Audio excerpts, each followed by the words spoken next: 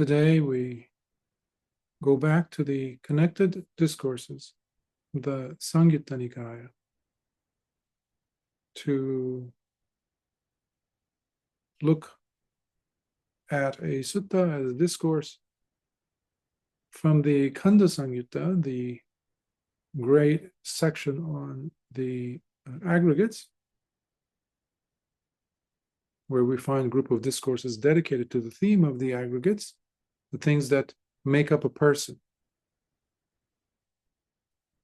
Rupa, Vedana, Sanya, Sankhara, and Vijnana.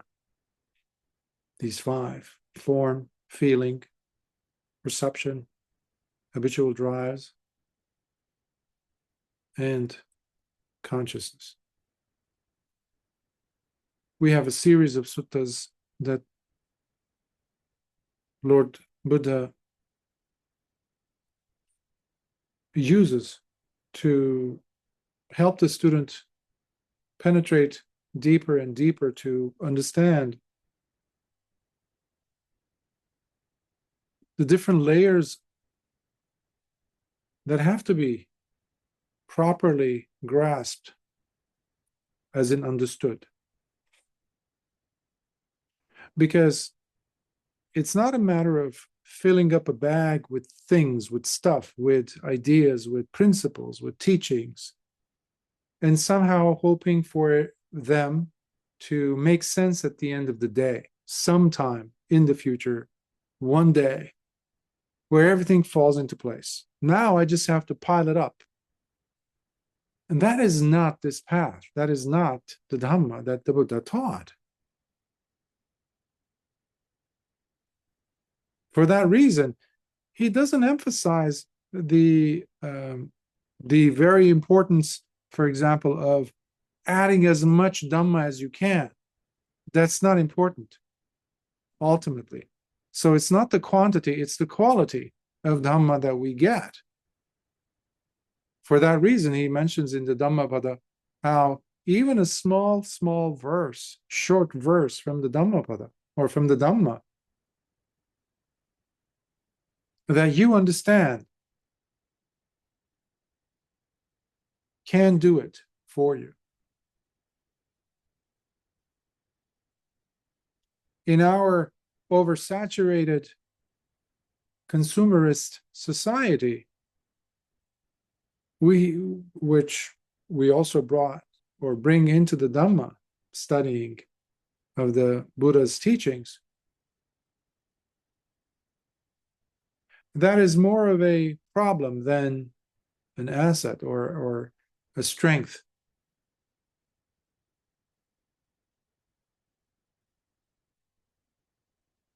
The quality versus the quantity.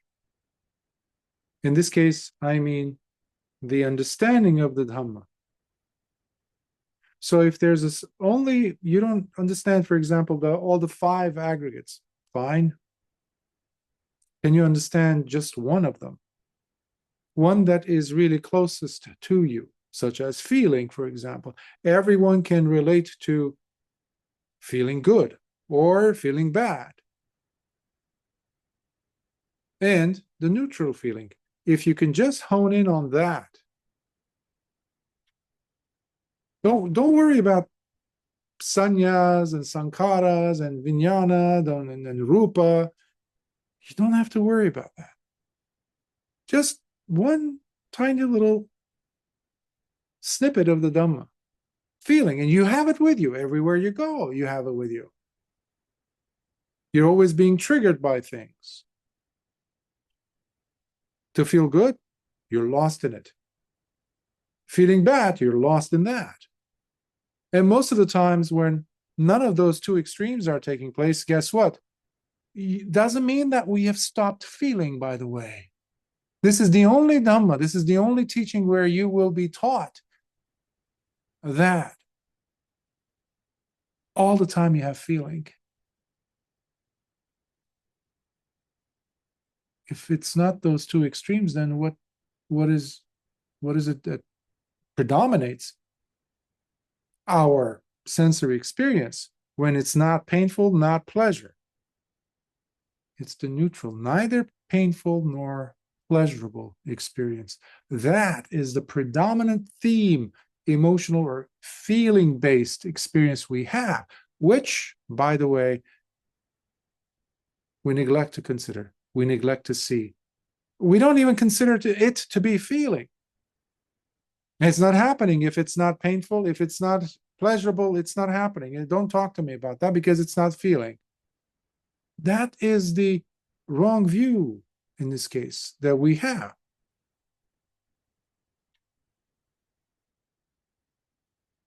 In the suttas, we see how the counterpart of neutral feeling is ignorance. Most people don't pause to consider what that means. When Venerable Bhikkhuni Dhammadinna was being asked by Visakha, the lay noble disciple,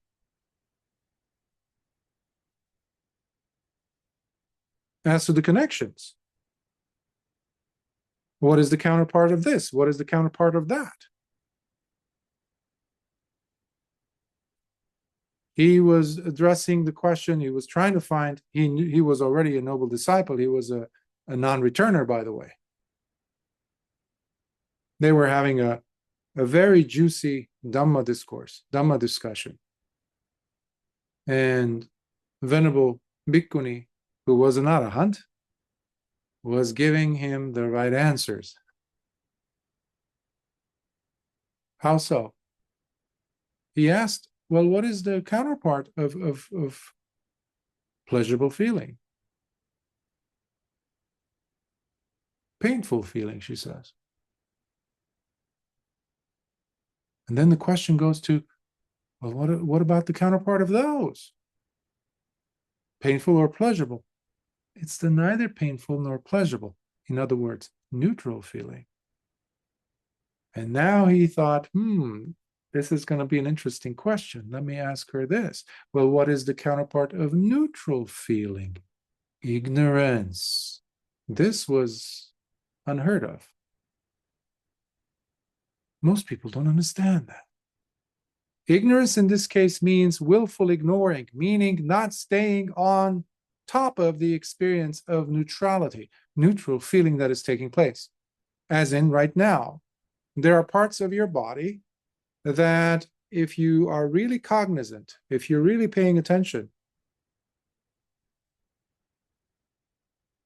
I give the example of the skin right over the knee, the kneecap, that's not touching anything, or the back, or the elbow, if it's not leaning on anything. Unless you send your mindfulness to it, your awareness to it, you won't know it's there. That's called a neutral feeling. Now remember, this is only about the body I'm referring to. What about the mind? The Buddha made a distinction about physical and mental. We can also branch it off into emotional or psychological in our modern parlance. It brings dullness for many people. That neutral feeling, they're not interested. We want excitement. So if you're able just to pick out this, the feeling portion of the five aggregates, it can take you straight to Nibbana.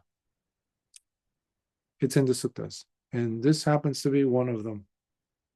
So you don't have to be locking in every single one of these principles that we will go over today. If you could just understand one of them, that's my encouragement here. It can really take you far in this practice. So this sutta doesn't necessarily have a lot of background in a sense, other than because it's coming from the collection of discourses from the Khandavagga Samyutta. Many of the suttas, like the one preceding this and the one after, they relate with each other. They complement each other.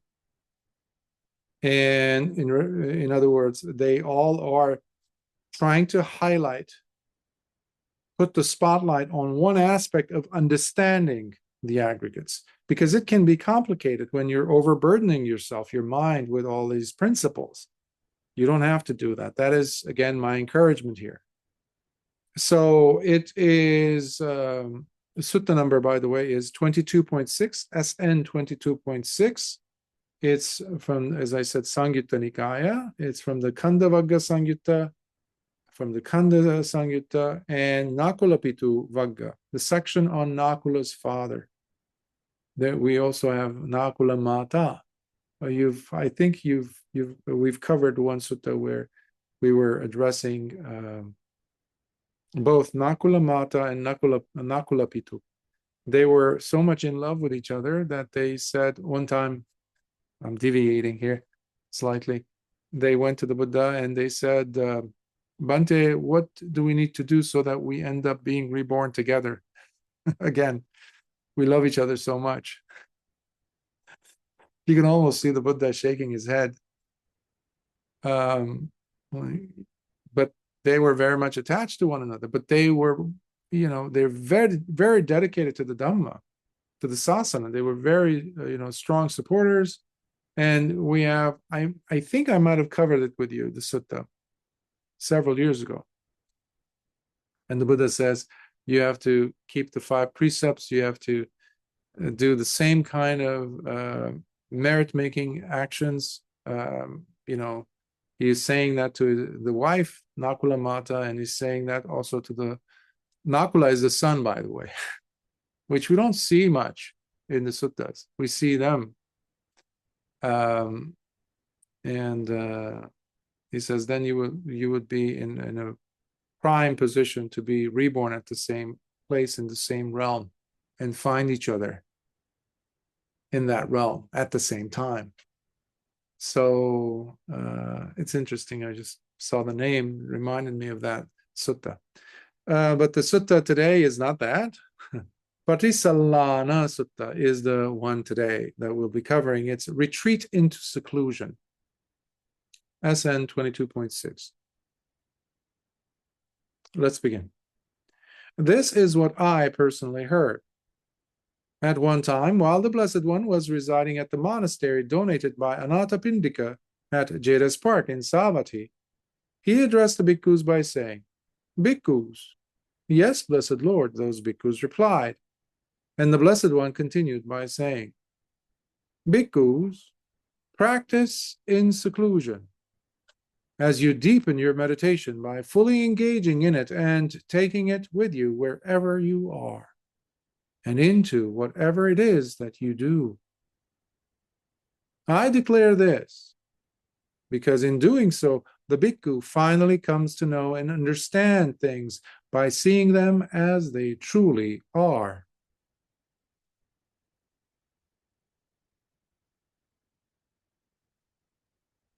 Before I continue, practice in seclusion. Viveka in Pali. Sometimes also in English we translate as renouncing, but seclusion in this case, or seeking solitude. That's another way of saying it.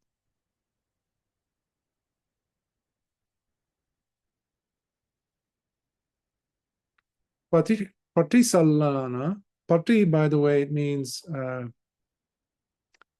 I mentioned this in the book that I wrote in relation to the dependent arising principle. There is anuloma and patiloma. Anuloma is when you're petting a cat and you're going with the hair, the direction that it's growing. So it's leaning towards that. It's soft. It's so lovely to touch. It's so comfortable. A dog or a cat, doesn't matter. That's anuloma. Now, when you go the opposite direction, there's a resistance, isn't there? The hair doesn't follow along with that much ease. That's pati. Pati. So it's like going against. So in this case, another name for this sutta is Paṭisallāṇa Sutta, which is seclusion from the khanda, or the aggregates, retreating into seclusion. So seclusion itself, in a sense, this is why the word is being used, it goes against the flow of whatever the world accepts the flow to be, the way things are supposed to be. And so bear that in mind when we speak about seclusion. You're breaking from the crowd, from what the crowd expects you as a member of a society to be doing. You're not doing that. You're taking the other road, the road less traveled, in other words.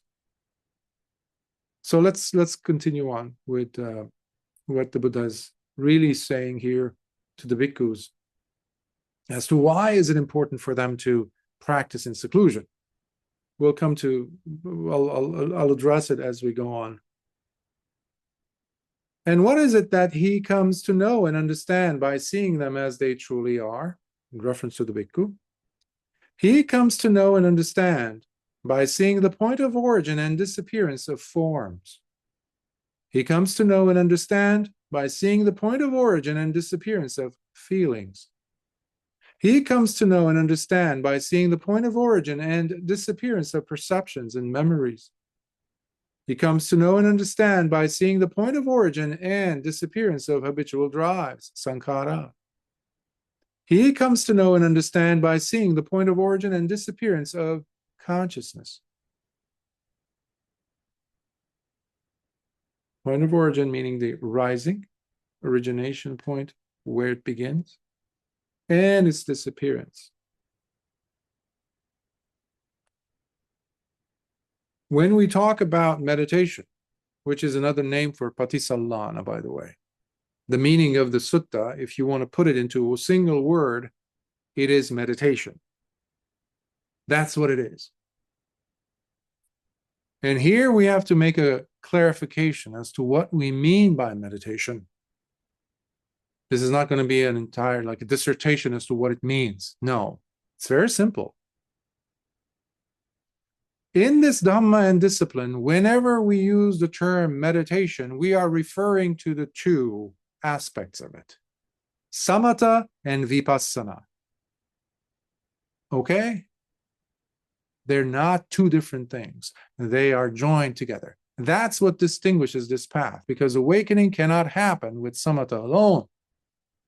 And sooner or later, even the practitioner of vipassana has to go into samatha, one aspect or another of it, to calm the mind, to see, to penetrate. They work hand in hand, wing to wing, as it were, for a bird. The bird needs both wings to fly. So meditation is that. Okay? There's no separation between the two.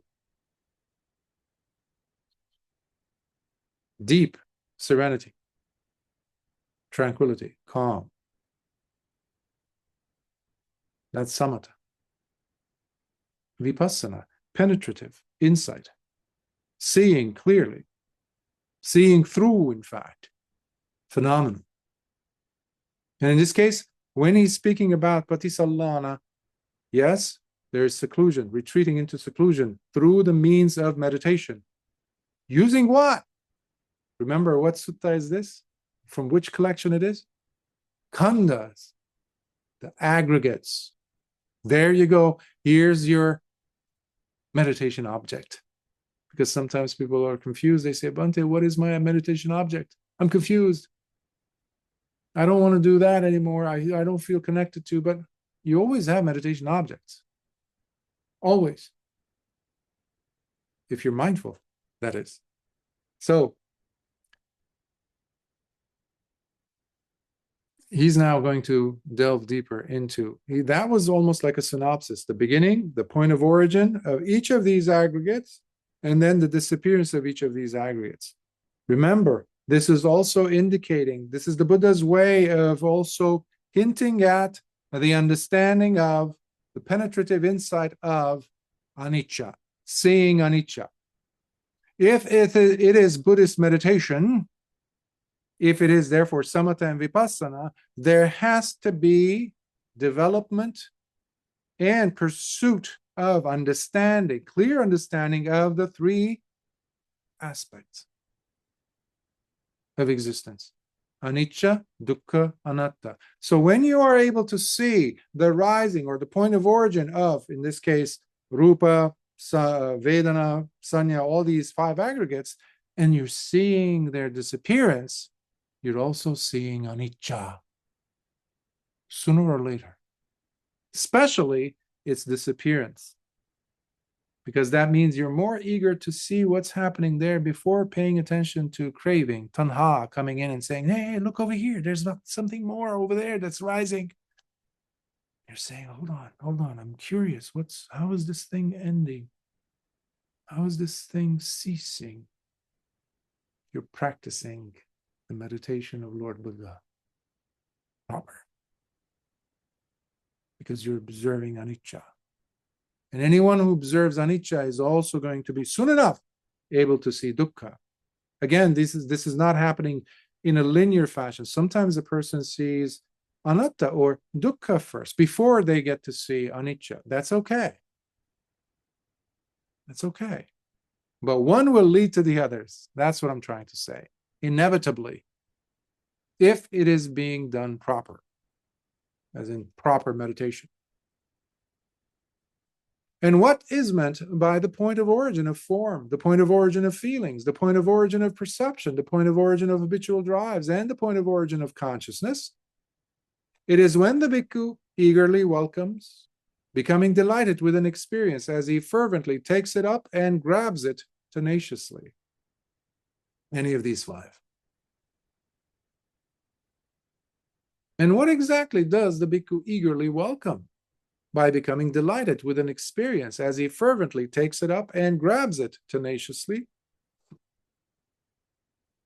Here, the bhikkhu eagerly welcomes by becoming delighted as he fervently takes up and tenaciously grabs onto forms, rupa, and those things having to do with forms. Now, this delighting and eagerness itself gives rise to a perpetual drive to look forward to more enjoyment and relishing of form, and those things having to do with forms. This drive to look forward to more enjoyment and delight then leads to the tendency to grab and hold on. That is upadana. So there's first the delighting, getting excited over something. And then you grab it. Upadana. It is because of this wanting to grab and hold on that the desire for re-becoming is established in him. That's bhava. The desire to re-become. Do you notice a pattern here? Lord Buddha is talking Paṭisallāṇa. When you're studying Paṭisallāṇa, do not always be blindly looking for the 12 links. Yes, the Buddha pointed the 12 links when he was talking about or breaking down the Paṭisallāṇa links. Yes, but not all the time.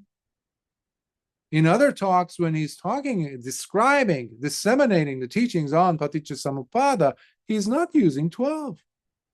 Sometimes it's 8, sometimes it's 10. Few of them we've covered before from the Digha Nikaya in the past. But anyhow, let's continue. So it establishes the desire for re-become bhava because of the upadana, which is the grabbing. Once the desire to re-become is set in, then this itself serves as a requirement for rebirth to take place. And once rebirth has taken place, then the very condition for sickness, aging, and death is met, whereby sadness, heavy grief, wailing, sorrow, torment, depression, and anguish all follow closely behind and are thus experienced by the bhikkhu. How did it start? Delighting, allowing ourselves to be pulled into it, What it? What is this it? Forms and things that have to do with forms. It could be a visual object, for example, that triggered something in you. And you allowed it to make stories. You allowed it, your mind that is, to develop a relationship with the thing that was, in this case, seen, the form that was seen. Now you have memories involved, you have all kinds of stuff happening. Emotionally, you are very much committed. What do we call that? Upadana. But you don't want to drop it because there's a desire for more. You're dealing with the desire to re-become into the next moment, into the next moment. You don't want to let go. Upadana is serious business. Once you have it, you're very, very committed to the desire to re-become. And once that is there, you have rebirth waiting for you. It's unavoidable. And once you have been born, all the rest, the pile, the heap of suffering come along with it. Unavoidably. And this, therefore, is how this whole mass of suffering comes about and manifests, the Buddha said. Further, the Bhikkhu eagerly welcomes by becoming delighted as he fervently takes up and tenaciously grabs onto feelings, and those things having to do with feeling. Now, this delighting and eagerness itself gives rise to a perpetual drive to look forward to more enjoyment and relishing of feeling, and those things having to do with feeling. This drive to look forward to more enjoyment and delight that leads to the tendency to grab and hold on, then leads to the tendency to grab and hold on. It is because of this wanting to grab and hold on that the desire for re-becoming is established in him. Once the desire to re-become is set in, then this itself serves as a requirement for rebirth to take place.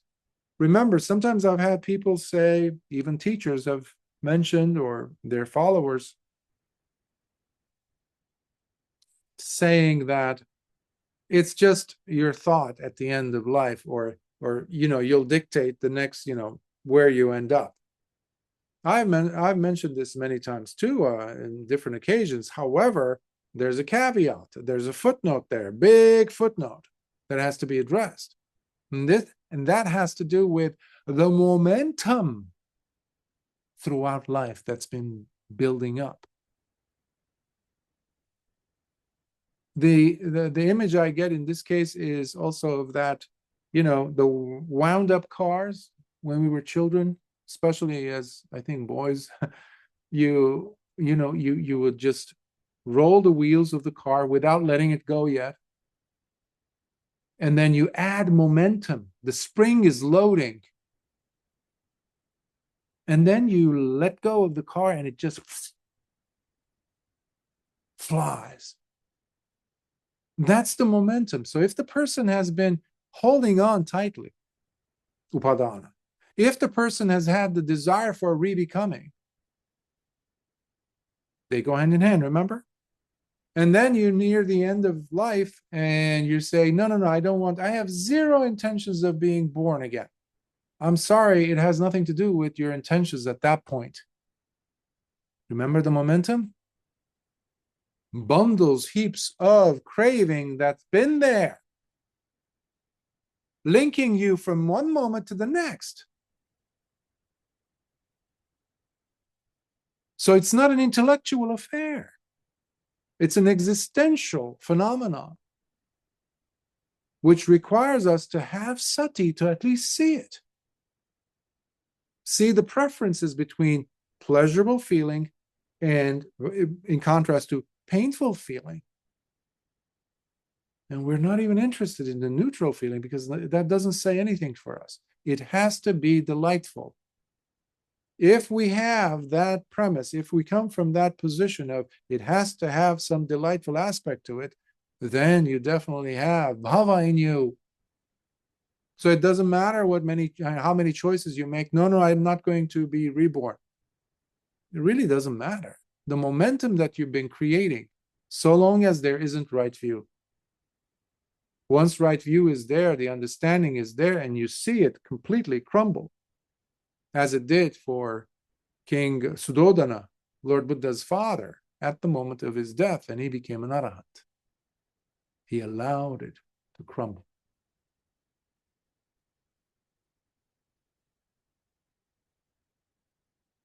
Once the desire to re-become is set in, then this itself serves as a requirement for rebirth to take place.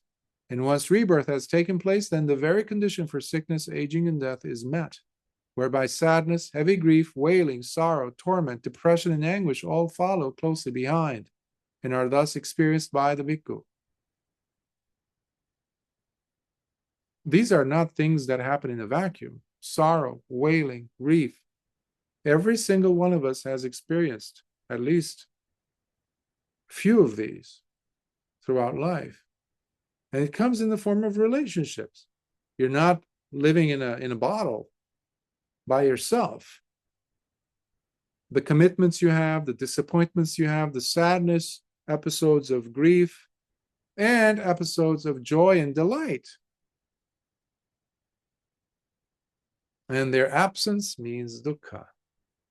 Now we start wailing again because we lost someone we really, really loved.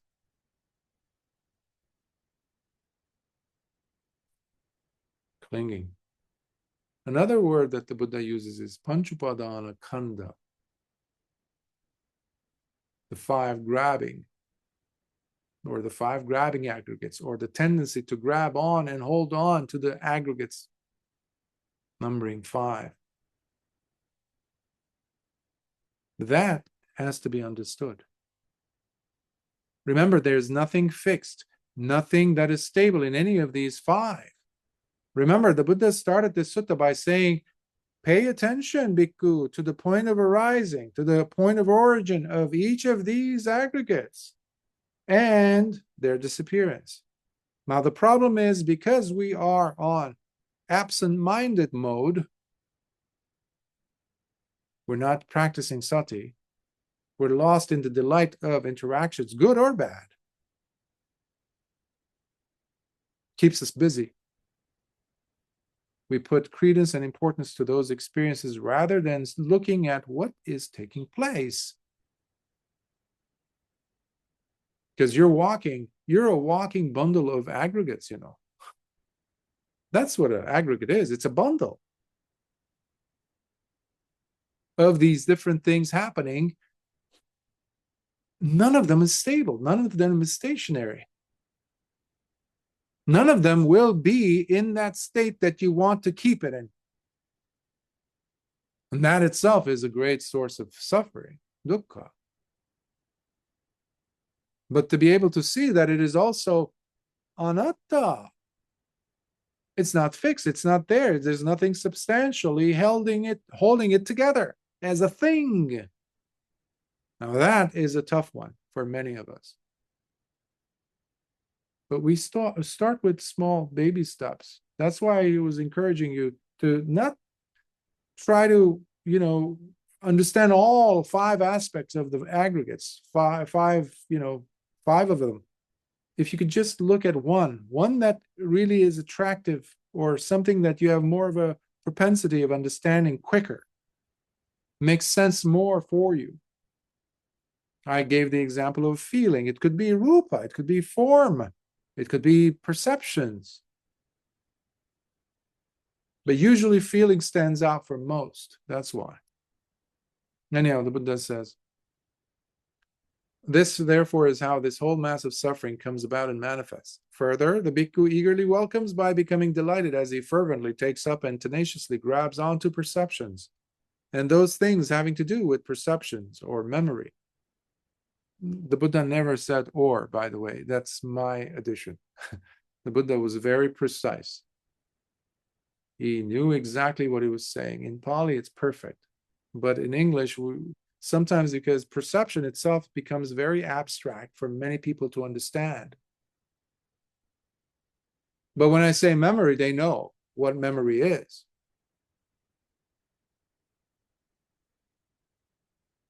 So it induces a certain feeling in the mind, the perception. If you're very attracted to something, let's say a physical shape of someone, you're finding them very attractive, that means you are locked on to the perception of, well, beautiful at some, when that person, that thing is not beautiful as such, because there's nothing fixed there. There's a vipallasa there. There's a distortion you're using to change it in your mind. So you're trying to hold on to a perception. For that, the antidote to that is the perception of the ugly or the repulsive. So now you're using it as a wonderful tool to dismantle that wrong view. It might have also started by a memory, or this itself can turn into a memory. So using these five aggregates in a selective way to induce understanding is truly wise, because that means you're actually using right view. The next time you see another attractive person, you can bring the memory of what happened just now, or that back then when you saw, oh, no. This person goes to the bathroom, This person has to wash. This person has this. They do different things that I do not find, nobody finds attractive. This person's body, the inside, is disgusting, like mine. This person's body is all made up with different things, and you don't feed it. You don't take it to the bathroom. It stinks. And later on, when they die, it will really stink. It will become livid. It will turn black, blue, festering with worms. Disgusting. So you bring all that to mind while you're looking at this very attractive person. If you're doing it correctly, the whole thing falls apart. Countless have been those bhikkhus and bhikkhunis who went to the cremation ground and just stared at these dead bodies. The dismantling took place in their mind. Perception. So in this case, I'm using the perception itself as a tool to break free, to understand anicca, dukkha, anatta. So, but again, I think I'm jumping ahead of myself, because this is talking about the bhikkhu who is still very much fed into or delighting in the whole process, very deluded. So later on, we will see the bhikkhu who actually uses it as a jumping board to overcome the five aggregates. So let's go on. This drive to look forward to more enjoyment and delight then leads to the tendency to grab and hold on. It is because of this wanting to grab and hold on that the desire for rebecoming is established in him. Once the desire to rebecome is set in, then this itself serves as a requirement for rebirth to take place. And once rebirth has taken place, then the very condition for sickness, aging, and death is met, whereby sadness, heavy grief, wailing, sorrow, torment, depression, and anguish all follow closely behind and are thus experienced by the bhikkhu. This, therefore, is how this whole mass of suffering comes about and manifests. So the perceptions or sanya are far more subtle to detect. Please bear that in mind. Memory, as I said, is a little bit more grosser, at least for us, because this is the deal with our brain and its relationship to language. We understand concepts through language. Unfortunately, it also is very limiting our capacity to understand if we're relying on language. But we have to use whatever we have to use to make us understand. And again, it's like baby steps I mentioned. So memory is something that we can wrap our mind around versus perception. So it's more relatable, right? So I said it's a lot more subtle than what? It's a lot more subtle than feeling, right? Or form. An itch, you can think of it as a phenomenon that's arising, and then the consequence of that is a feeling, a certain feeling that comes up. Okay, that is more concrete, if you want to call it that, than perception for many people. So why am I saying this?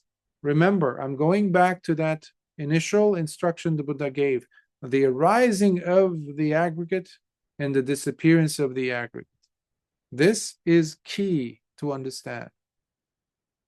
At least the encouragement here is to detect the ending of the aggregate.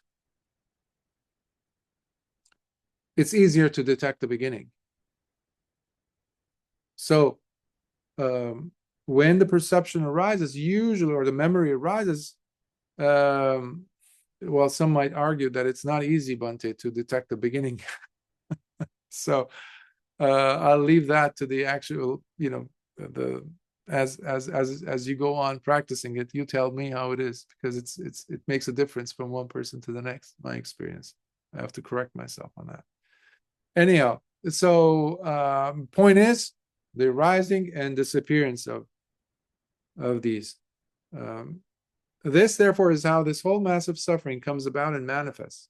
Further, the bhikkhu eagerly welcomes by becoming delighted as he fervently takes up and tenaciously grabs onto habitual drives, and those things having to do with habitual drives or sankhara. I don't like to use the word formations. They don't do anything. Yes, they do prepare, as Bhante Candana says, but to me, that doesn't do it either. It has more of a tumultuous, like that image of the wound up car.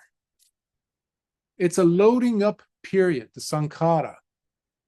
Sometimes you feel like saying something, an idea comes to mind, or a memory comes up to mind, a situation that's happening all of a sudden, or something that you have heard, and now you want to quickly blurt it out to the other people over here. Automatically, that energy that seems so compelling, it's like a locomotive, and it's pushing you. That is a sankhara.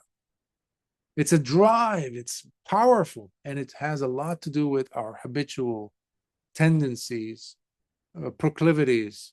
Now, remember, sankharas are not always bad things either.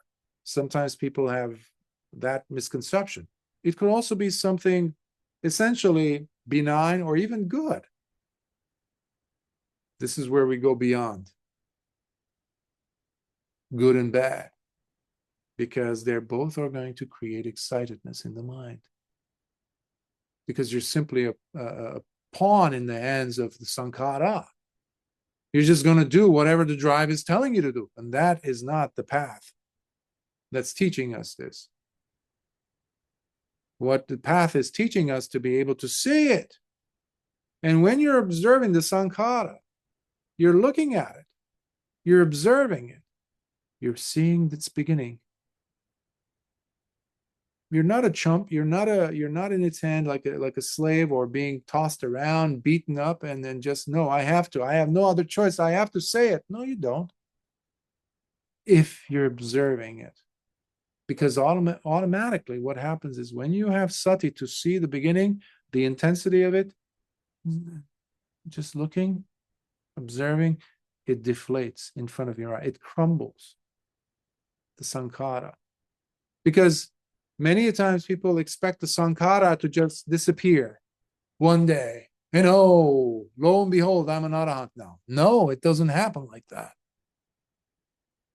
You have to be able to see the sankhara as it comes up and as it disappears. The breath is a perfect example of sankhara, of course. But there's also vachi sankhara, which is a more subtle. And as you're practicing this, observing the internal dialogue is like, I have to say this. Why? Why? Is it going to be the end of the world if I don't?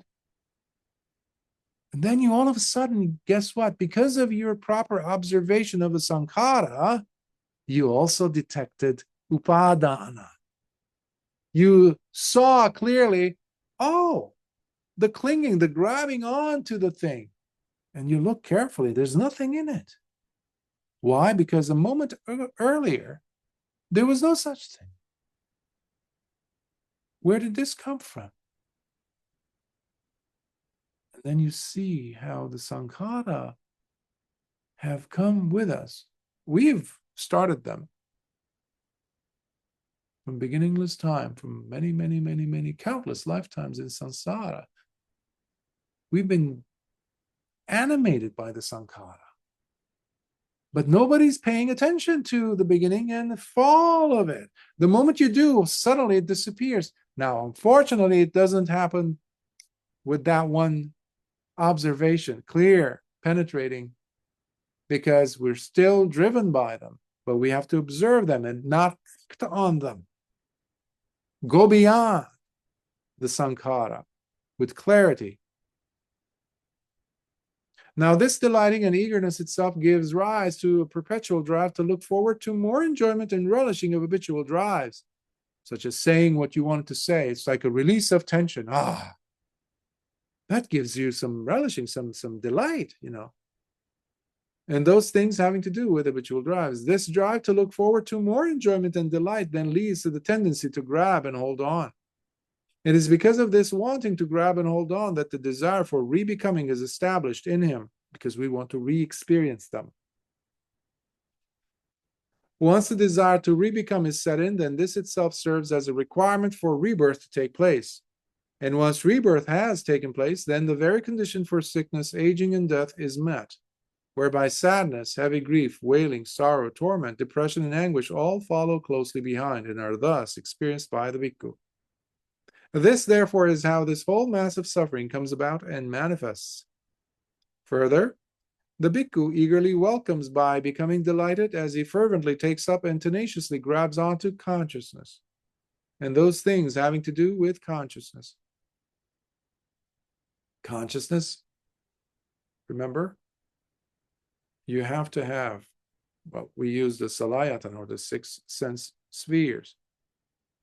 You have a sense organ, you have a sense object, an eye, for example, and the visible object. The meeting of these two, the trigger that comes, animates them, links them up, in a sense. The meeting of these two is, all of a sudden, brings up this experience of awareness of the thing being witnessed in this case. Now, the consciousness, that's awareness, consciousness, sense awareness, sometimes that's how it's translated, because when you're talking, for most Westerners, for example, or people educated in Western institutions, when we see consciousness, it's very much smudged by Western understanding of consciousness or psychology, where we think there is a consciousness. That's not the Dhamma. Over the course of time, even commentators wanted to add such a consciousness that was linking up life to life, life to life as a soul, because they were too afraid of Nibbana, because Nibbana is terrifying for many people who are very much attached to the idea of a self. And Nibbana is, in essence, extinction of that. So they wanted to maintain this consciousness, capital C type of a thing. There is no such thing in the Dhamma. It's all made up. It's all commentarial stuff, jargon, trash. But the Buddha taught so many times the role of consciousness. And in this case, that's what he's referring to. Okay? Now, this delighting and eagerness itself gives rise to a perpetual drive to look forward to more enjoyment and relishing of consciousness, because once you've seen the beautiful thing or visibly attractive thing, now you want to look again. You've tasted that ice cream, now you want to retaste it. You heard that song or whatever, it was lovely to hear, and now you want to re-hear it or listen to it. This drive to look forward to more enjoyment and delight then leads to the tendency to grab and hold on. It is because of this wanting to grab and hold on that the desire for re-becoming is established in him. Once the desire to re-become is set in, then this itself serves as a requirement for rebirth to take place. And once rebirth has taken place, then the very condition for sickness, aging, and death is met, whereby sadness, heavy grief, wailing, sorrow, torment, depression, and anguish all follow closely behind and are thus experienced by the bhikkhu. This, therefore, is how this whole mass of suffering comes about and manifests. This, therefore, bhikkhus, is what is meant by the point of origin of form, the point of origin of feelings, the point of origin of perception, the point of origin of habitual drives, and the point of origin of consciousness.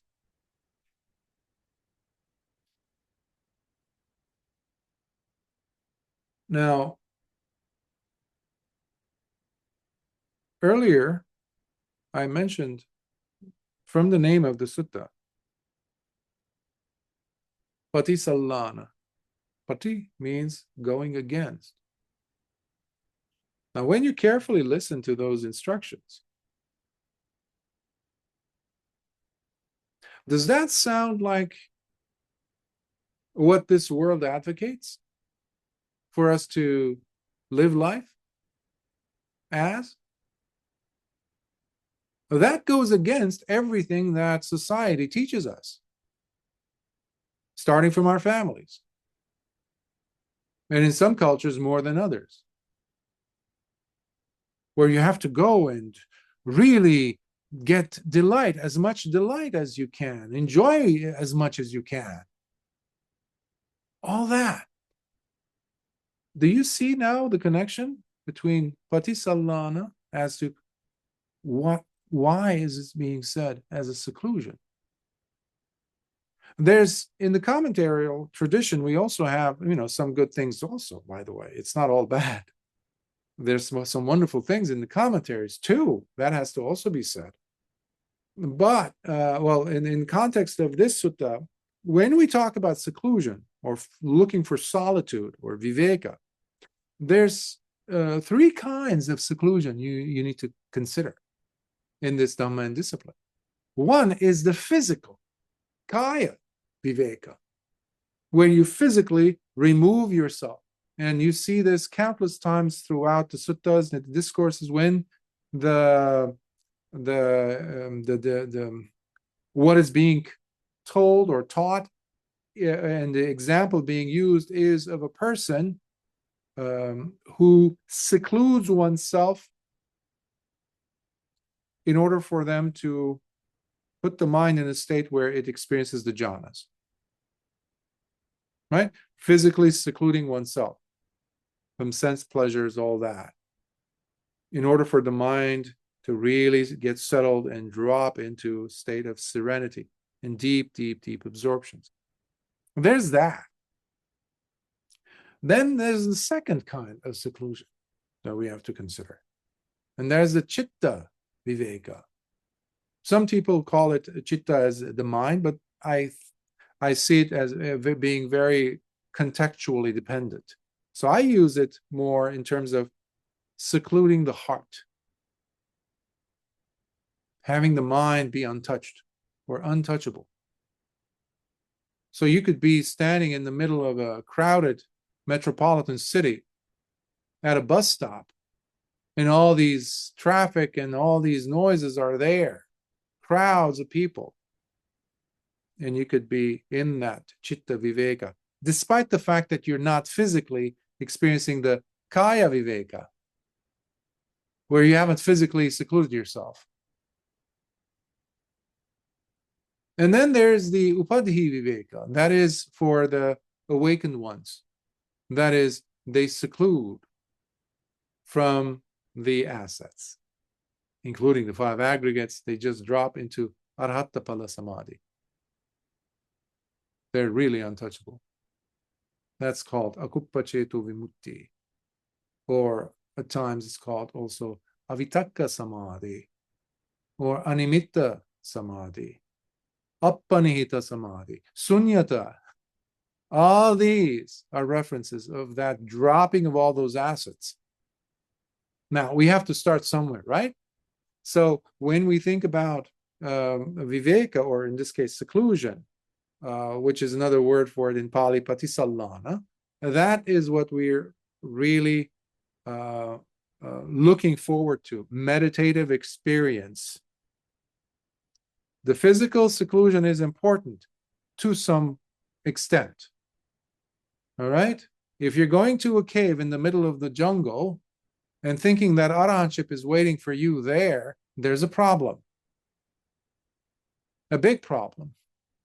Because you're basing it on wrong view. Animals live in caves too, you know, spiders. I have not seen a single black widow becoming an arahant, nor a cobra, nor a tiger. But we have this illusion that, yes, the Buddha himself warned against seclusion for some people. Again, seclusion in reference to going off into remote jungle or very desolate places where there's very difficulty to survive even. You have animals, vicious animals. Or the lack in safety for yourself. It's very precarious to climb up a steep hill like that. You will fall and die, or at least break a leg. So the Buddha's focus has always been to make sure the person who's practicing is safe, is able to get food. There's support, in other words. Once you have those, then you can move on to the others. And if you're really, really desperately thinking of going to a cave or to the desert or living at a precipice, you know, okay, first become an Arahant. That's my advice. And I stand by it. Otherwise, on the way to the cave, something might happen and you will die.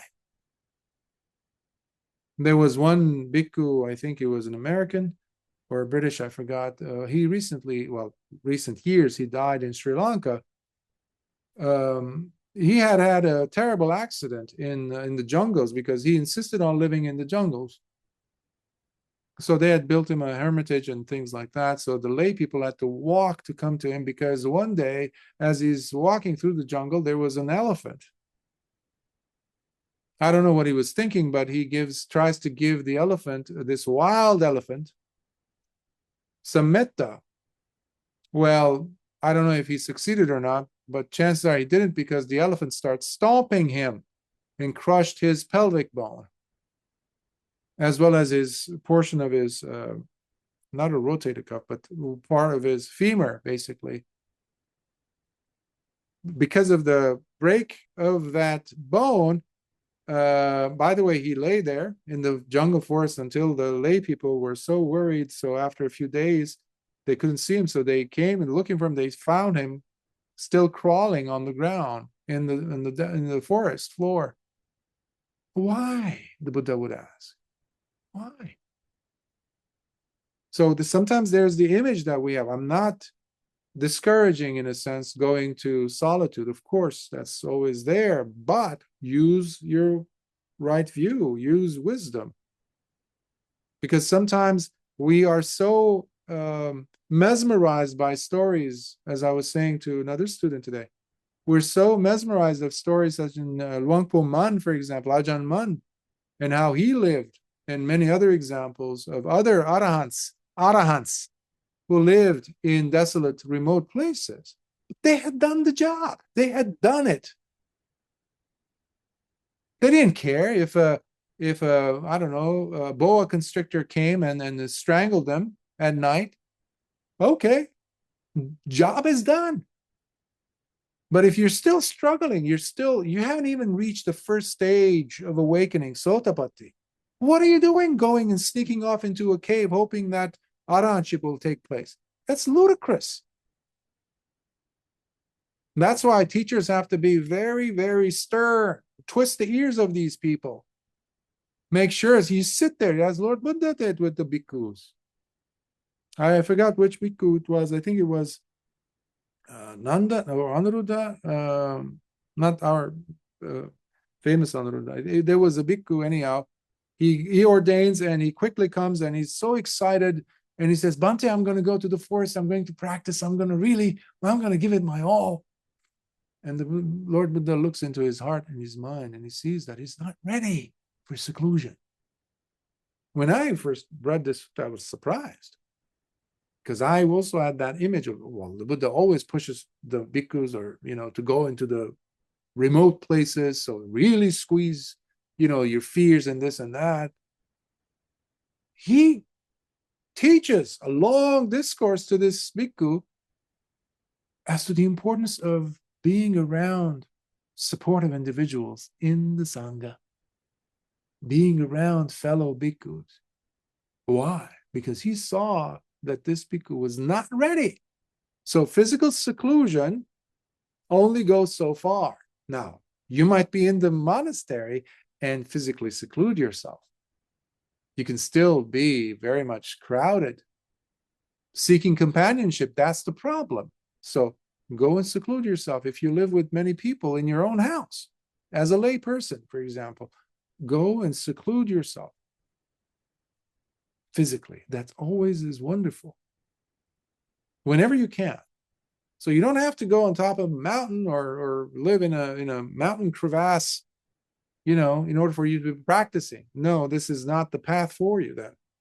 That's insanity, because you're here to accomplish the mission of freeing yourself, not adding more suspenseful, delightful, and things you can tell other people on Instagram or Facebook about or take pictures of. See, there's one nun, she's made a name for herself. I heard about her when I was in Australia, and people were like, oh, there's this nun, she's been living in a cave in a kuti for like 50 years or something. I said, oh, what? Really? Oh, she's a Westerner too. I was like, really? Okay, that's good for her. Bravo. Yeah, and then I find out that, I don't know if it was 25 years that they said, or 50 years. So there's all that fairy tale going on. And then you later on find out that once every few months, she takes off, gets on a plane, travels back home, meets loved ones, this and that, comes back, goes down to the, villages, and then comes back. Okay, where does the part come in where she's living in the cave? Because I missed it for 50 years. Where is it? It's all stories that people, especially students of these characters, weave to make the person becomes even more famous. Because even the example of that Tero that I mentioned, who got crushed under the stomp of heavy foot of an elephant in Sri Lanka, he kept on living in the hermitage. A wiser person would have said, no, I need to make the lay people's lives a little bit easier. At least they won't worry about me. That's metta in action. That's karuna in action. So you go and live closer to the village because you're old. You are no longer capable to function as you did, because at the end, after that injury, one foot was actually several inches short on one side of his body because it was crushed. The bone actually fused together. So one foot, one leg, in essence, ended up being short. So he had to limp now, adding more difficulty on the life of a bhikkhu living in the forest. These are unnecessary things that we somehow still are convinced that are good, telling us about the importance of seclusion. No, we have to be wiser and not be drenched in wrong view. Because you have to come back down to practical things. The lay people have to cook and then they have to walk to get to me, or at least, they have to worry about me. Why? For the simple gratification that I am living in the jungle. If anyone would have said that, would have been Lord Buddha. Even Venerable Mahakassapa, who was number one in his viveka, in his renouncing, in his seclusion. He was number one in the Dhutangas, Even he interacted. He lived. I went to his hermitage in Rajgir. It's pretty close to where people lived. but a little bit on a higher ground. So you can be there in your kuti without interacting and seeking companionship. So seclusion, I know I'm emphasizing it, I'm describing it in many different ways, but because it's important, because there is delusion. And this morning I heard a terrible story about a Western bhikkhu who died in Sri Lanka because he was living in a very remote place, although some reports said that there were other bhikkhus here and there in the area. But he's a Western bhikkhu that got attacked, and even basically he was killed. He was mauled, and anyhow, it was not a pretty picture. Even for many, many, many days later, they discovered that he was on the ground because the authorities were involved. As I was mentioning to a student, I really hope that he had attained to at least Sotapatti. So we need to be wiser when we think about seclusion. It is important, but like everything else that is taught in the Dhamma, there has to be right view, not the absence of it. Otherwise, it defeats the whole purpose. And what bhikkhus is meant by the disappearance of form? So remember, the Buddha spoke in the beginning about the point of origin of form and the disappearance. So now he's talking about the disappearance. That was the arising. And this is where you can connect what I was saying earlier about it's very important to see the disappearance of these aggregates. What is meant by, the disappearance of feelings, the disappearance of perception, the disappearance of habitual drives, and the disappearance of consciousness. It is when the bhikkhu does not eagerly welcome, nor becomes delighted, nor does he excitedly take up or tenaciously grab. Then what exactly does the bhikkhu not eagerly welcome, nor becomes delighted, nor does he excitedly take up or grab? Here, the bhikkhu does not eagerly welcome, nor becomes delighted, nor does he excitedly take up or grab onto forms, and all those things having to do with forms. See, this means when you're looking at the disappearance of the aggregates, that means that already there is at least a curiosity and some wisdom there also, because you're anticipating the disappearance. You're not so lost, overwhelmed with excitedness to look forward to the next arising. That because it means that there is craving, there's tanha, there's the constant thirst for more there, if you're always looking for the arising. But when you are always curiously looking, attentively paying attention to, it disappeared. Oh, something else happened. Okay, now you're not looking at the details, the unique features of whatever just arose, a new experience, a new feeling, a new sanya, a new consciousness, new awareness, sense awareness. You're saying, oh, okay, this noise that I heard, and let me see the impact it has, or this itch that I'm having. It wasn't there, now it is. I'm curious how long it will last. Let's see. And all of a sudden, something else pops up. Another experience, another sensation, but your attention is still on that itch.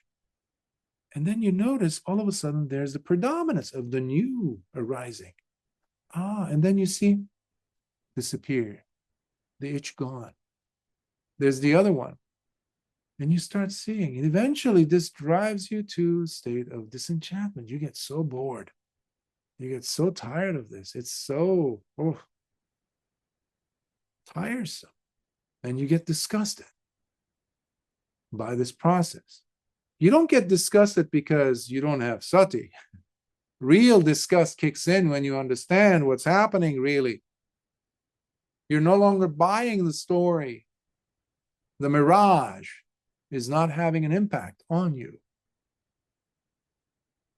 Now, because of the absence of delighting or eagerness itself, the perpetual drive to look forward to more enjoyment and relishing of form comes to an end, along with the disappearance of all those things having to do with forms. This absence and lack of momentum to look forward to more enjoyment and delight then brings to an end the very tendency to grab or hold on. It is because of this ceasing and disappearance of the drive to grab or hold on that the desire for rebecoming comes to an end in him. Not at the end of life. Already, while he's living, he's noticing that what's the point in me tenaciously grabbing onto anything? It's going to go away anyhow. Who am I kidding? As you're doing this, as you're repeatedly in the process of doing this again and again with one experience after the other, suddenly you notice that the desire to re-become dies in you slowly. You don't get animated from the things that used to really excite you anymore. To the point where you start thinking, is there something wrong with me? Usually others will say that, but then you'll start saying that too. Oh, no, I'm not being tossed around. Guess what? That also is saying to you that you're not suffering as much as you did. Dukkha, remember the Buddha taught two things, the presence of dukkha and the ending of dukkha. This path is about ending dukkha, suffering. That does not happen because you die one day and land in a place where there is no dukkha. No, that's not the case. You have to have tasted the ending of dukkha while still alive. The Dhamma is not for dead people, you know. It's for us. We have to test it now. You have to see the ending of dukkha now through your observation. Once the desire to re-become is thus vanished and ended, then this itself brings rebirth to a full stop. And once rebirth has stopped and fully ceased, then the very condition for sickness, aging, and death is no longer there, whereby as a direct consequence, sadness, heavy grief, wailing, sorrow, torment, depression, and anguish all cease, and thus are ended for the bhikkhu while he's still alive. Okay? Nibbana is not waiting for us in another cosmos, behind the veil, somewhere.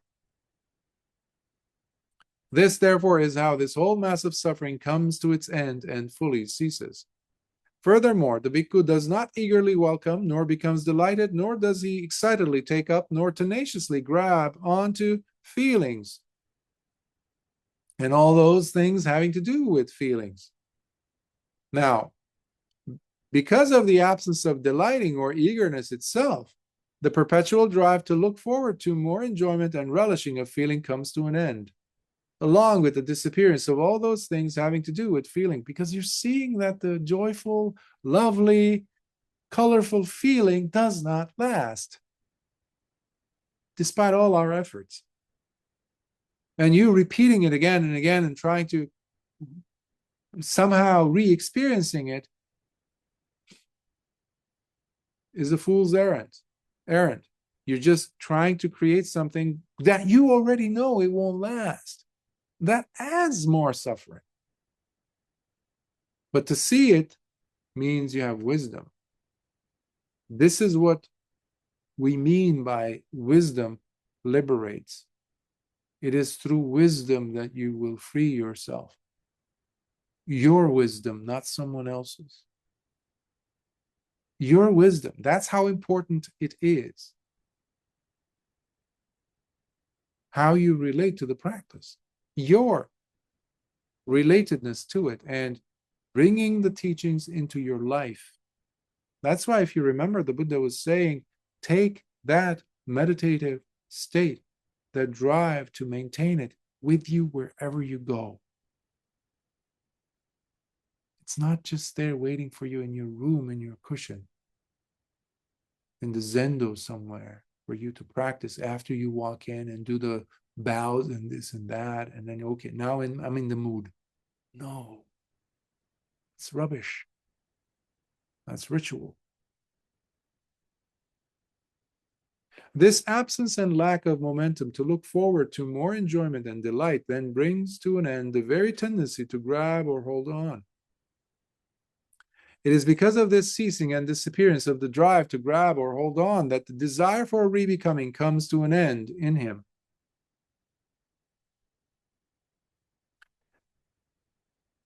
Once the desire to rebecome has thus vanished and ended, then this itself brings rebirth to a full stop. And once rebirth has stopped and fully ceased, then the very condition for sickness, aging, and death is no longer there, whereby, as a direct consequence, sadness, heavy grief, wailing, sorrow, torment, depression, and anguish all cease and thus are ended for the bhikkhu. This, therefore, is how this whole mass of suffering comes to its end and fully ceases. Remember, the Buddha is not saying all of these, once they are done, then suffering will cease. Done as in you have to apply this approach with all of these aggregates. No. What I was trying to say earlier, you just pick one of these 5 aggregates. Because at the end of each of these, if you noticed, the Buddha is saying, this is how this whole mass of suffering comes to an end. For every single one, he's saying that. So you use whichever path. In this case, whichever one of these aggregates to use as your anchor point, as your lighthouse. Furthermore, the bhikkhu does not eagerly welcome, nor becomes delighted, nor does he excitedly take up, nor tenaciously grabs onto perceptions and all those things having to do with perception. Now, because of the absence of delighting or eagerness itself, the perpetual doesn't mean that you don't, there is no natural preference, by the way. Of course, nobody's going to choose the painful over the pleasurable, even the Buddha. But it didn't jolt his mind. It didn't shake him up. When he had something, let's say, a rough robe being offered, or a softer, silky, comfortable robe to wear, of course he wasn't going to choose the one that was, like antelope's hide. He had done that already, But him choosing or accepting the one that was much softer and nicer, more pleasurable to the skin, did not shake him one bit. Because he had upekkha. That is different than delighting that we're addressing here. Because in other suttas, from the Anguttara Nikaya, I remember so many times the Buddha says, when he's talking about bhikkhus, teras and mahateras, how he's making a distinction. Because the lower born person, tera or mahatera even, when they see good food coming, they're already excited. They're jumping up and down. They're counting how many dishes there are on the table. How many different types of curries. Looking for their favorite dish. You never see that happen with the Buddha or the Arahants. Never. Never. But they will reach for the one that they're used to, rather than that one over there, unless it's offered, and especially like, oh, Bhante, I made this for you, try it. It'll take it. But there isn't the delighting, eagerness to relish. This absence and lack of momentum to look forward to more enjoyment and delight then brings to an end the very tendency to grab or hold on. It is because of this ceasing and disappearance of the drive to grab or hold on, this is in the case of sannyas now, right? That the desire for rebecoming comes to an end in him. Because oftentimes we are addicted to our perceptions, our memories, good or bad. In some people, especially if anyone was looked down upon growing up and not being given love or attention or healthy emotional upbringing, they will always look at themselves as soiled, as broken, as needing to be fixed.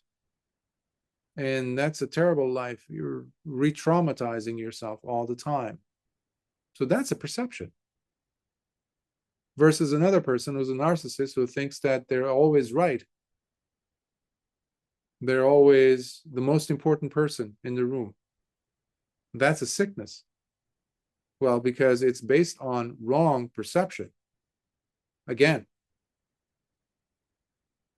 it's perception. That person is stuck in wrong view. So whatever the past is, we have to break free from that by seeing what is the outcome from me so long as I grab hold of this. What is this? Is this helping me to reduce my suffering or not? So in trauma, I know this because I specialized in it, and I've undergone trauma, as you know, growing up for many, many years. Okay, eventually that can become your identity. That's wrong. So we have to give ourselves a new story. And the Dhamma gives you that. No, don't go looking for a story in the Dhamma suttas. I mean, the Dhamma gives us the tools, plural, for us to look at our living experience vis-a-vis or through the aggregates. If you're honestly, truthfully looking at the feeling, for example, aggregate, you'll see that it's not always bad. You'll see that it's not always good. A lot of times it's actually neutral. Just that seeing already releases you from one or more shackles that held you back. And once rebirth has stopped, I read that, I think. This, therefore, is how this whole mass of suffering comes to its end and fully ceases. Furthermore, the Bhikkhu does not eagerly welcome, nor becomes delighted, nor does he excitedly take up, nor tenaciously grabs onto habitual drives, and all those things having to do with habitual drives or sankhara. Now, because of the absence of delighting or eagerness itself, the perpetual drive to look forward to more enjoyment and relishing of habitual drives, sankhara, comes to an end, along with the disappearance of all those things having to do with habitual drives. Remember earlier I was giving you the example of vacisankhara, the internal subvocal speech that you want to now release into the world. There's different levels of approaching that. Not following, as I said, don't become a pawn to those tendencies.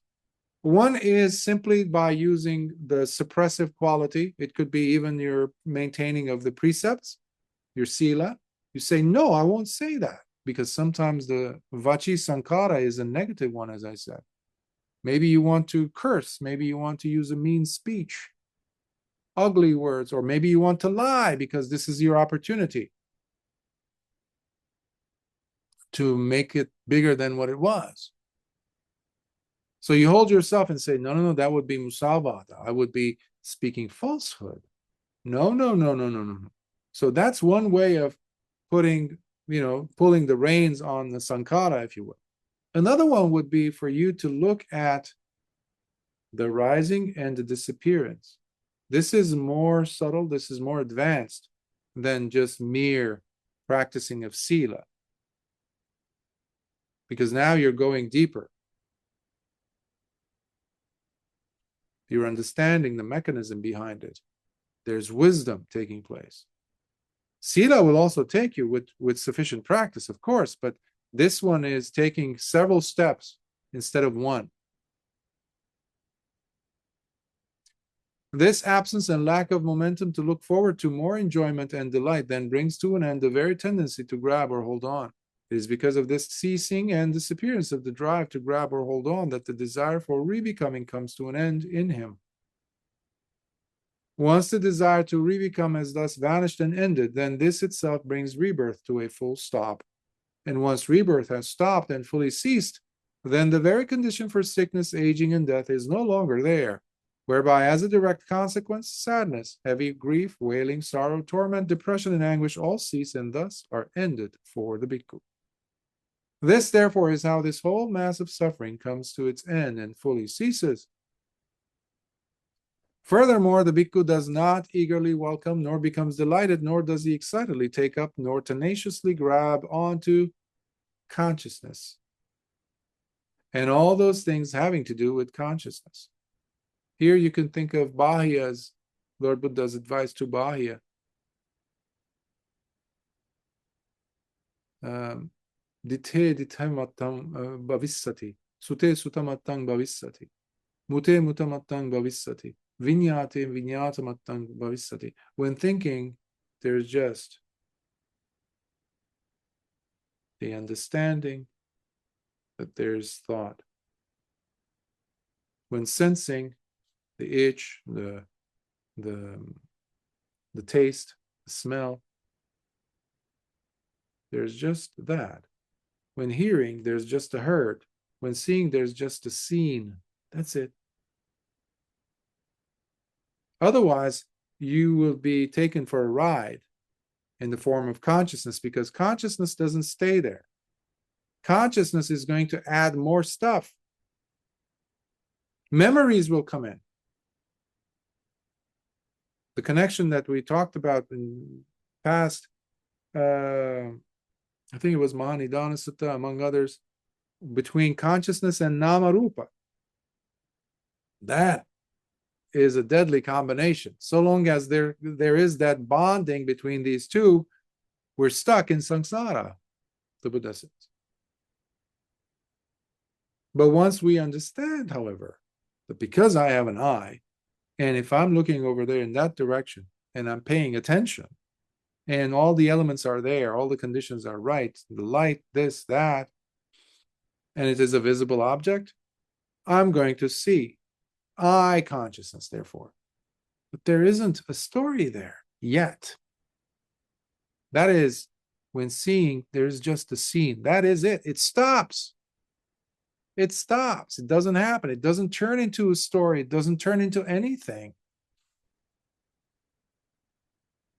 And there's an unloading. There's a release. There's a release of what I was referring to earlier about the third type of seclusion, of the upadhi viveka. Sabbupadhi paṭisallāṇa, relinquishment of all assets. Assets meaning all the five aggregates, all things that make you feel like you, that you cherish about yourself, your accomplishments, this, that, your memories, your thoughts. All that is upadhi. But you see it simply as a mind object in this case. You're seeing, oh, that's it. There's nothing to hold on to. Nothing for me to take from this moment to the next. Nothing. Not even the breath. Now, because of the absence of delighting or eagerness itself, the perpetual drive to look forward to more enjoyment and relishing of consciousness comes to an end, along with the disappearance of all those things having to do with consciousness. This absence and lack of momentum to look forward to more enjoyment and delight then brings to an end the very tendency to grab or hold on. It is because of this ceasing and disappearance of the drive to grab or hold on that the desire for rebecoming comes to an end in him. Once the desire to rebecome has thus vanished and ended, then this itself brings rebirth to a full stop. And once rebirth has stopped and fully ceased, then the very condition for sickness, aging, and death is no longer there, whereby as a direct consequence, sadness, heavy grief, wailing, sorrow, torment, depression, and anguish all cease, and thus are ended for the bhikkhu. This, therefore, is how this whole mass of suffering comes to its end and fully ceases. Therefore, bhikkhus, this is what is meant by the disappearance of form, the disappearance of feelings, the disappearance of perception, the disappearance of habitual drives, and the disappearance of consciousness. Sadhu, sadhu, sadhu.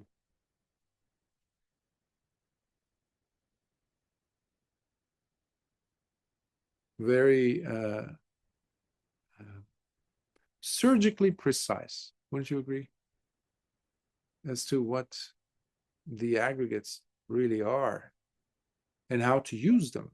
It's who cares for us to know what they are if we're not going to be able to use a system that works to see them for who and actually what they are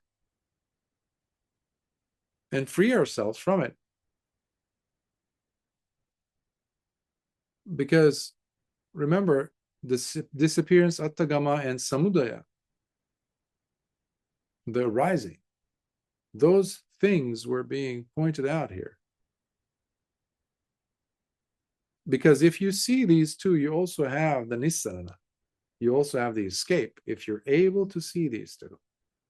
That's one of the reasons why the Buddha did not mention all the 5 different steps, right? The arising, the gratification here is also the disappearance. And another thing that the Buddha mentions, as he does in the other suttas I mentioned earlier, but also if you remember the Dvaita-anupassana Sutta from the Sutta Nipata, he mentions that very clearly when he says, if a bhikkhu is able to practice this, there's one of 2 things that happens. Either arahantship, full freedom, right now, in this very body, or if he is somewhat attached to the Dhamma, to the teaching of the Dhamma, some aspect of the Dhamma, or to some people, something basically, something is still holding on, there's still some attachment, then he will attain to anagami stage. Those are the 2 attainments, if you're able to do it, to practice this. And this is not for select few.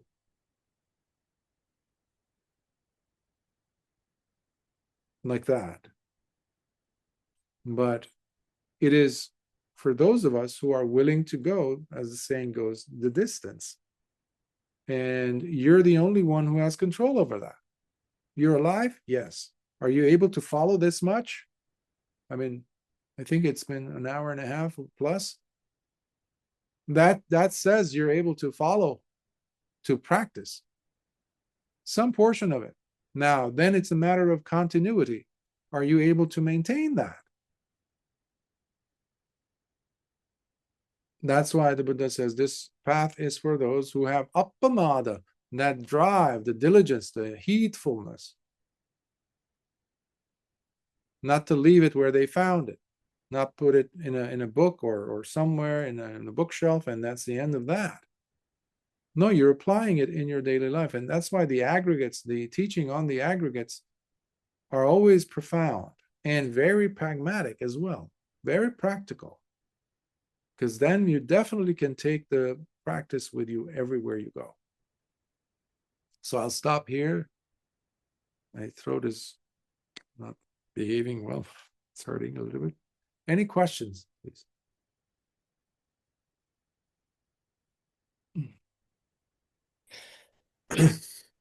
Thank you, Bhante.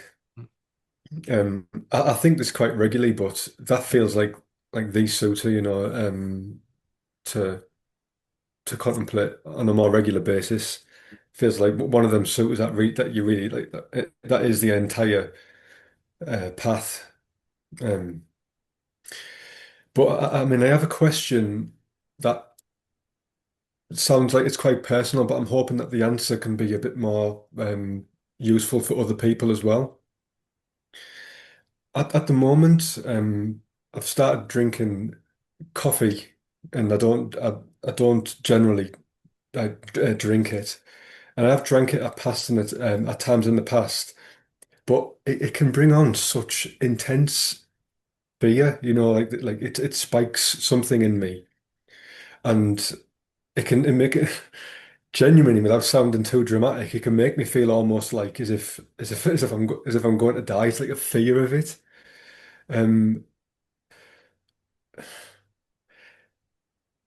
but obviously, I mean, I've drank coffee around people who I trust when I've been on retreats, and I didn't feel like I was going to die in them scenarios.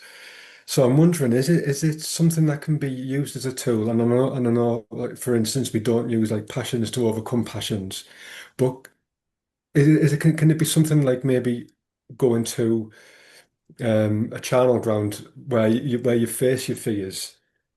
Can coffee almost, or the fact that it brings on that fear, be used as a tool to move beyond that? Because obviously I'm not going to die. Nobody drinks like one coffee and dies because of it. So I'm not putting myself in danger. Does that make sense? Have I worded that as a question? Hmm. Uh, well, I'm laughing because, I don't know, every day billions of people drink coffee. You don't have that many body bags, uh, people dying from it. So, but then you already answered it, I think, several times. You said, I don't think it's the coffee, because you also brought in past experiences where you've had coffee or you were around others who drank coffee and nothing happened. So then logic or rational thinking says perhaps it's not the coffee. So it's like that joke I heard years ago. For it's only because it's relevant that I'll convey it. I'll say it here. A man goes to the doctor, to the eye doctor, and he says, every time I have tea, my eye hurts. And the doctor says, well, he does the whole assessment, everything, biophysical, social, all these data points passed. Do you have anything this, and blood tests, this, that. After several repeat visits to the doctor's office, the doctor is confounded because he doesn't find a cause for this pain. And he says, there's no pain when I'm not drinking tea. And just out of curiosity, the doctor goes and gets him a mug, fills it up with tea. He's thinking maybe it's green tea, or it doesn't. He says, no, it doesn't matter if it's green tea, black tea, decaf. Every single time it hurts, and it's only hurting my right eye. So that really is confusing. So the doctor makes him tea and offers it to him. He says, go ahead and drink. So there's a spoon, and the man puts the spoon in there to kind of stir it and put some sugar, leaves the spoon inside the mug and starts bringing the mug actually, with tea. And as he's drinking, the tail end of the spoon goes straight into his eye. It hurts. So he was paying attention to everything except for the spoon with half of its body sticking out of the mug. Now, was it the tea? So I don't want to minimize or trivialize the issues you have here either. What I'm saying is sometimes it's not where, the problem might not lie where you think it does because of what you share. So, but if it's causing you that much turmoil, I would say definitely, try abstaining from it. Maybe it's the type of coffee, maybe it's, I don't know, because most people I've heard don't have such issues. Again, it might be fear of maybe you're doing something wrong, that fear. So each of us has different functions. So as you suggested, it's a personal issue, but hopefully others could benefit from it in a general sense, these issues. So sometimes the way we look at things, the way we interpret things might not actually be the way things really are, which usually involves a lack in sati. So already if you start with the premise that, oh, coffee is the thing that does this to people, makes them jittery, makes them agitated. No, it doesn't do it with everyone. After first cup, second cup, some people drink a lot and only later. Whereas another person might drink very little, like a one shot of espresso, and that will ruin their hour. So the sensitivity is different also. So, but usually this also indicates that there might be underlying other factors that this coffee is just exacerbating. So, journal. And maybe go to a coffee shop and don't drink any coffee and just look at people. How many people are losing it or thinking they're going to die? Just observe. And with your notebook or with your journal, no, don't tell anyone anything. Just sit there, observe without looking like a stalker. Make sense? Yeah, definitely, Bhante. Thank you very, very much, especially the journaling aspect. I can bring it into really make it ground into myself. Thank you. Mm. And we'll talk about that later more. You and I, if you like. Okay. Any other questions, comments?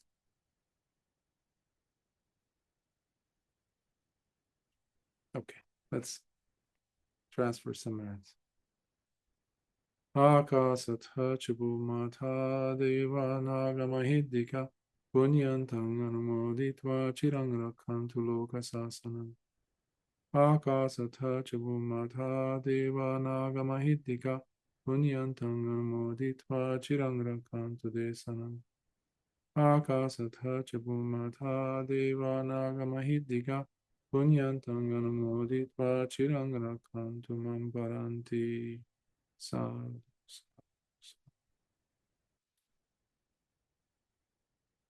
May you all be experiencing life with clarity of understanding. May you be healthy, happy, prosperous, protected, surrounded by loved ones. May the blessings of the Triple Gem pour upon you and your loved ones. May you be free from sickness, especially the sickness of ignorance. May the Dhamma help you throughout until you attain what is yet to be attained, realize what is yet to be realized. And may the merits of all that wonderful, wonderful quantity of loveliness be shared with all beings, especially the Petas, the miserable ghosts who dwell in misery, in pain, constantly, without a moment's respite. May they share in those merits. May all other beings who are suffering, who are in a receptive mode to receive those merits of our practice, of our diligence, of our eagerness to practice and study the Dhamma, may they share in them. May they come out of their suffering. And may this world that is bleeding be healed. May the truth come out. May the innocent no longer be perpetrated. May there be fairness and justice for millions and billions of people. May there be happiness again. May there be safety. May there be virtue in the hearts of leaders. May there be less and less bloodshed on this planet. May this world be again worthy of being visited by the Devas. Until next time, Seclude.